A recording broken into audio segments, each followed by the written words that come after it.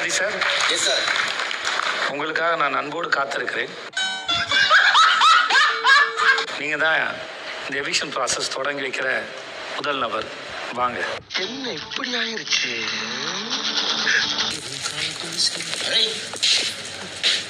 ஜாலியா போறேன். ஏன் இப்படி கத்திக்கிட்டு ஓடுறான்? செட்டி உள்ள கட்டெரும்பு போய் கடிச்சு வச்சிருச்சா? எதுக்கு எல்லாம் வந்து நிக்கிறீங்க? நான் போய் உட்காந்துக்கிறேன். சீன் இந்த சீனே வேணாம். No scene. சாரி. வரி அவ்வளவு பார்த்து பார்த்து உட்காந்துருக்கணும். இவரு தெரியல இல்லையே.